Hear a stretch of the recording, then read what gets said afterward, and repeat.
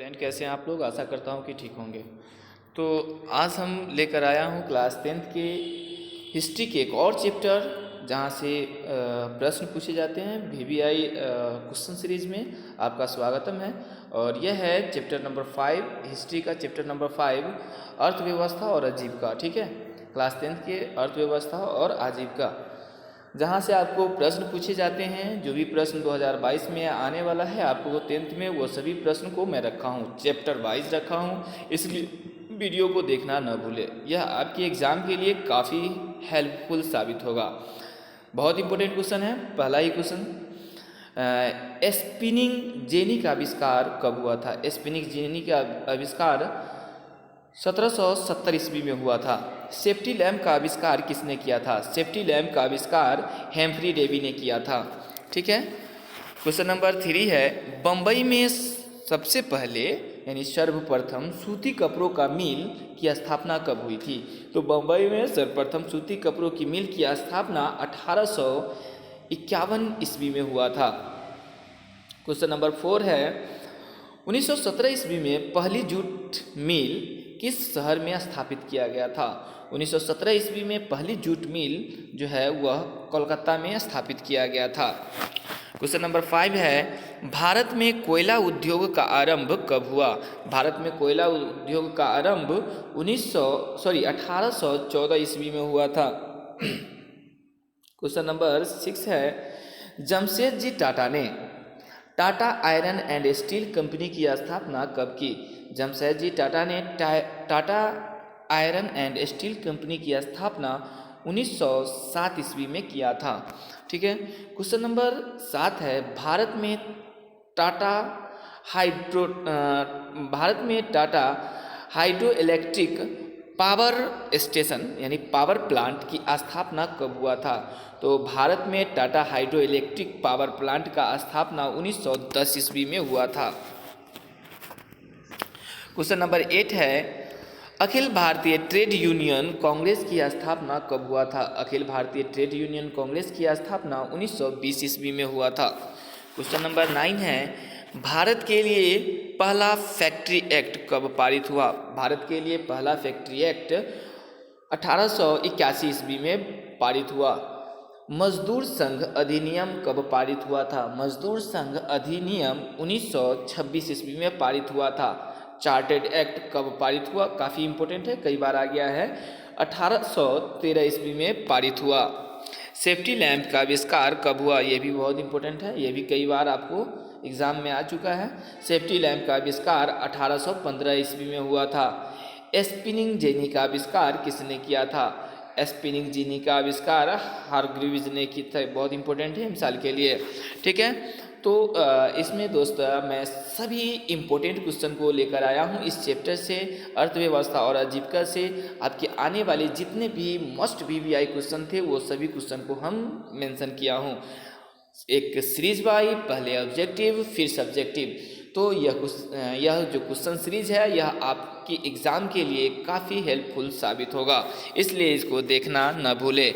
आप मेरे चैनल पे नए हैं, अगर आपको वीडियो अच्छा लग रहा है तो चैनल सब्सक्राइब कीजिए या न कीजिए वो अलग सी बात है, लेकिन आप एक कॉन्शियस माइंड होकर वीडियो को देख लीजिए। देखिए, लघु उत्तर ये प्रश्न है, बुर्जुआ वर्ग की उत्पत्ति कैसे हुई। बुर्जुआ वर्ग की उत्पत्ति भारत में औद्योगिकरण के फलस्वरूप उद्योग में पूंजी लाने वाले लोग उद्योगपति बन गए। जो भारत में जो है औद्योगिकरण जब चल रहा था उसके दौरान जो है औद्योगिकरण में जो पूंजी लगा रहे थे, जो अपना पूंजी इन्वेस्ट उसमें कर रहे थे, वैसे लोगों को हम उद्योगपति बन गए, मतलब उसको उद्योगपति कहते हैं। इसी प्रकार समाज जो है 3 वर्ग में बट गया। एक बट गया उद्योगपति, दूसरा बट गया बुजुर्गवा वर्ग जिसको मध्यम वर्ग कहते हैं, और तीसरा बट गया मजदूर वर्ग। ठीक है। तो इस तरह से बुर्जुआ वर्ग की उत्पत्ति हुई थी। क्वेश्चन नंबर 2 है, 18वीं शताब्दी में भारत के मुख्य उद्योग कौन कौन से थे। 18वीं शताब्दी में भारत में जो है मुख्य उद्योग चाय उद्योग था, सीमेंट उद्योग था, सूती वस्त्र उद्योग था, कोयला उद्योग था, जूट उद्योग था। ठीक है। इस प्रकार कई सारे उद्योग 18वीं सदी में भारत में था। ठीक है। चलिए, तो यहाँ देखिए क्वेश्चन नंबर 3 है, औद्योगिकरण से आप क्या समझते हैं। बहुत अच्छा क्वेश्चन है। क्वेश्चन नंबर 3 है, देखिए क्या कहता है, औद्योगिकरण एक ऐसी प्रक्रिया है जिसमें वस्तुओं का उत्पादन मानव श्रम के द्वारा न होकर मशीनों द्वारा होता है। यानी आदमी से न कराकर, जो मजदूर होते हैं उससे न कराकर मशीन द्वारा होता है, ठीक है ना।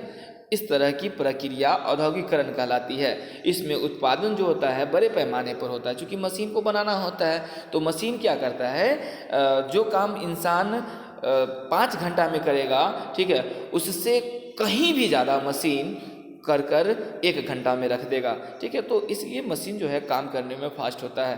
तो औद्योगिकरण में यही होता है कि इंसानी श्रम से, इंसानी मेहनत से न कराकर जो है मशीनों से कराना औद्योगिकरण कहलाता है। इसमें उत्पादन भी बड़े मात्रा पर होता है और जिसकी खपत के लिए बड़े बाजार की आवश्यकता होती है। नई नई मशीनों का आविष्कार एवं तकनीक का विकास, ये सभी के सभी क्या कहता है, औद्योगिकरण कहलाता है। औद्योगिकरण पर निर्भर रहता है।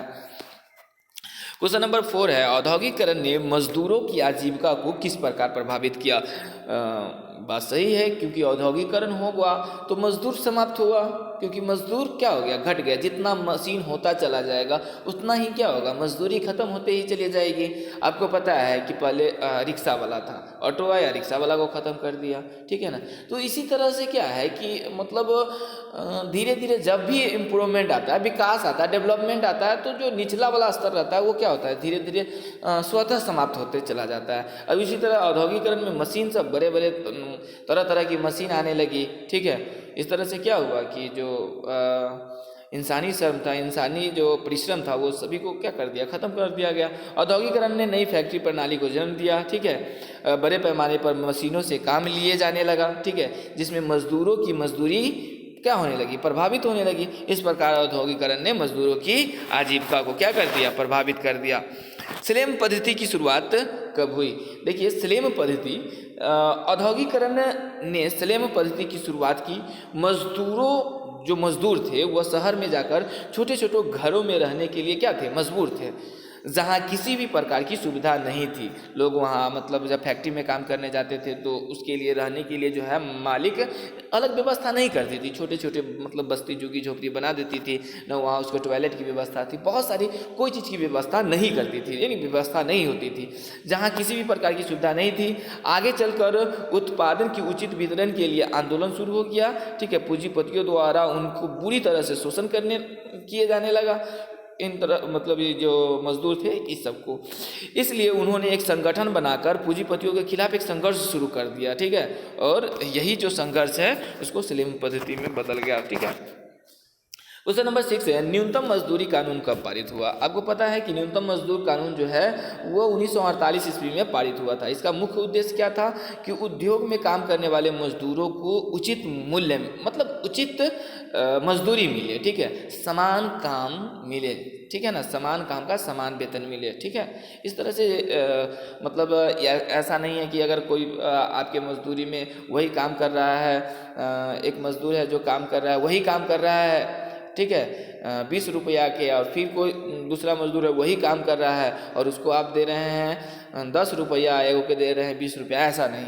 मतलब कहने का मतलब है कि मजदूर की मजदूरी क्या होना चाहिए, इक्वल होना चाहिए, अगर वह इक्वल काम कर रहा है तो। क्वेश्चन नंबर 7 है, औद्योगिकरण के कारणों का उल्लेख करें। औद्योगिकरण के कारण निम्नलिखित हैं।